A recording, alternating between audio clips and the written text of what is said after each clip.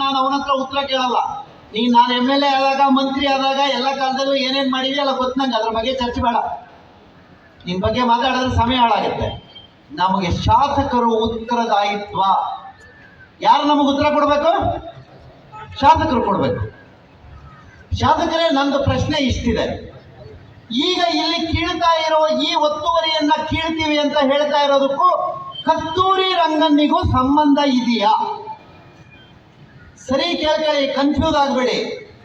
ದಾರಿ ತಪ್ಪಿಸ್ತಾ ಇರ್ತಾರೆ. ಅಂಗಡಿ ಕಟ್ಟೆಗಳ ಮೇಲೆ ಕುತ್ಕೊಂಡು ಕಾಂಗ್ರೆಸ್ಸಿನ ಬೆಂಬಲಿತರು ಶಾಸಕರು ಹೇಳಿದ್ರಂತೆ, ಮಲ್ನಾಡ್ ಜನಪರ ಒಕ್ಕೂಟಕ್ಕೆ ನೀವೆಲ್ಲ ಹೋಗ್ಬೇಕ್ರಿ, ನೀವೆಲ್ಲ ಹೋಗದೇ ಇದ್ರೆ ನನಗೆ ಏಕವಚನದಲ್ಲಿ ಹೇಳ್ತಾರಂತೆ. ನಾನು ಅವ್ರನ್ನ ಏಕವಚನದಲ್ಲಿ ಕರೆಯಲ್ಲ. ಯಾಕೆ ಅಂದ್ರೆ ಅವ್ರು ನಮ್ಮ ಶಾಸಕರು.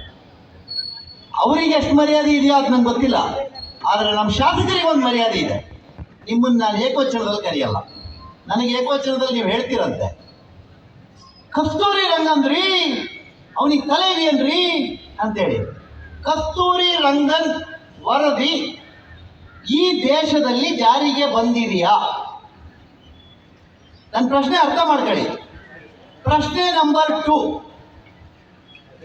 ಈಗ ಕರ್ನಾಟಕ ಸರ್ಕಾರಕ್ಕೆ ಕೇಂದ್ರ ಸರ್ಕಾರದಿಂದ ಕಸ್ತೂರಿ ರಂಗನ್ ವರದಿಗೆ ನೀವು ಅಬ್ಜೆಕ್ಷನ್ ಏನಾದರೂ ಇದ್ರೆ ಹಾಕಿ ಅಂತೇಳಿ ಕಳಿಸಿ ನಿಮಗೆ 65 ದಿನ ಆಯ್ತಾ ಆಗಿಲ್ವಾ?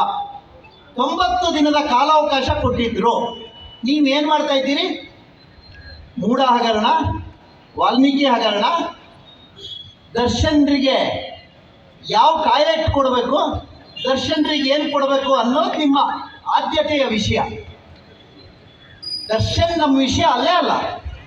ಒಬ್ಬ ಒಳ್ಳೆ ನಟರು, ಅವ್ರು ಮಾಡಬಾರ್ದಾಗಿತ್ತು, ಅವ್ರು ನಿಜವಾಗಲೂ ಅವ್ರು ಮಾಡಿದ್ದಾದರೆ ಅದು ತಪ್ಪು. ಅವ್ರಿಗೆ ನೀವೇನಾದ್ರು ಮಾಡ್ಕೊಳ್ಳಿ, ಅದು ನಮ್ಗೆ ಸಂಬಂಧವೇ ಅಲ್ಲ. ನಿಮ್ಮ ಆದ್ಯತೆ ಯಾವುದು? ಮುಖ್ಯಮಂತ್ರಿ ಮಾತಾಡಿದ್ರೆ ಮೂಢ ಮಾತಾಡ್ತೀರಿ, ಮುಖ್ಯಮಂತ್ರಿ ಮಾತಾಡಿದ್ರೆ ವಾಲ್ಮೀಕಿ ಮಾತಾಡ್ತೀರಿ, ಮುಖ್ಯಮಂತ್ರಿ ಮಾತಾಡಿದ್ರೆ ದರ್ಶನ್ಗೆ ಟಾಯ್ಲೆಟ್ ಯಾವ್ದು ಕೊಡಬೇಕು, ಐಷಾರಾಮಿ ಜೀವನಕ್ಕೆ ಮಾತಾಡ್ತೀರಿ. ನಮಗಿವು ಯಾವ ಸಂಬಂಧ ಅಲ್ಲ.